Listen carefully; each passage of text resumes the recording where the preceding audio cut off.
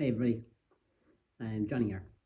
So we're going to talk about the reverse lunge, and we're going to talk about weighting up the reverse lunge. So it's a great exercise to improve your running mechanics, to improve your single leg dynamic stability, general strength, and overall fitness. It's my preferred exercise to the back squat. I'm not saying there's anything wrong with the back squat shit, it's just a preference really. So I don't like putting a weight on my back, which is an axial load. And I'd rather be on 1 foot than 2 feet because I think it's important to improve your single leg dynamic ability because you usually get injured when you're standing on one leg. So it's a rare occurrence if you get injured when you've got both feet planted. For lower limb injuries. Notwithstanding that. So today's video we're going to go through the mechanics of the reverse lunge, and then we're going to weight it up, and I'm going to talk about exercise prescription and the do's and don'ts when it comes to reverse lunge. So it's a COVID-19 period, so I'm in the I suppose I'm in my own home, which is lovely. And we may see a Springer Spaniel at some stage, so if he does come and join the exercise, so be it. It's all cool. Okay, so I'm going to stand back there, guys.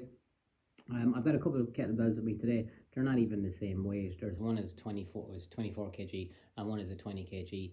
For me, that just adds a little bit of spice to it because it's going to challenge my rotational stability a little bit more. So what I'm basically saying to you here is whatever you got is whatever you got. Don't be hamstrung by not having the right colored equipment or stuff like that. And most people say that my gear is banter anyway. So yeah, keep smiling. So I'm going to turn sideways on. Reverse lunge usually starts off in a standing in a running position. So what I do is I'm working my right leg here. So I go into a running position. So what I do is I bring my heel to my calf, my toes to my nose, turn on my tummy muscles, tighten them up, stand as tall as I can, my back pocket to shoulder socket, tuck my chin in, and that is a good running position. And from there, I'm going to transition my arms, reach back, go down, and I'm in that position there. What I don't want to do is a waiter's bow here. I want to be in that position here. Hold that and then drive off my front foot and then get back into that stance again. So again, working on single leg dynamic ability, working on triple flexion to triple extension, dropping down and pushing up. Now, I'm going to stand a little bit further this way because I'm too close to the door there. So, I'm going to pick up one kettlebell. So, we're going to use one kettlebell. That's going to challenge my stability a little bit.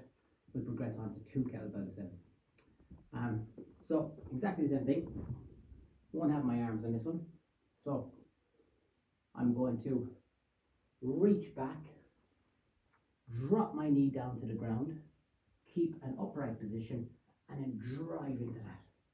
Now, I've chosen to put the kettlebell on the opposite leg, on the opposite arm, but I could also, if I turn around, I can also do it with the same side, same leg. So down, push up, and then I could change around and down and push up. So from my forward view, I'm reaching back, going down. Don't lean forward, hold that position, and then drive up into that position there.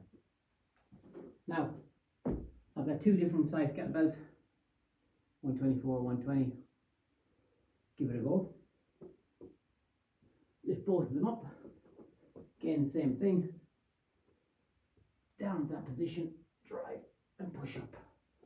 So do it looking forward.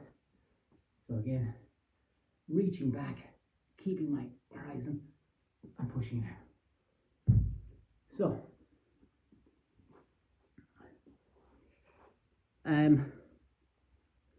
If you're doing it unweighted, you can, if you got the time, which you probably do now, you can do it every day.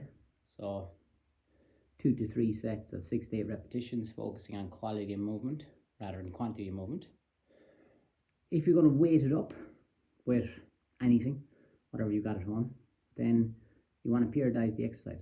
So periodizing exercise means that you give the stimulus, so you give that strength exercise, and then you give a period of rest so the body can make the adaptations to the exercise. So for example, if I give you a strength stimulus, you'll get stronger. This is a scientific law. It's called Hooke's law and Wolff's law. 2 laws that base it. If I give you a power stimulus, you get faster. If we give you rest as a stimulus, then you'd probably become deconditioned. So it's a great way to build up the general strength of your lower limbs.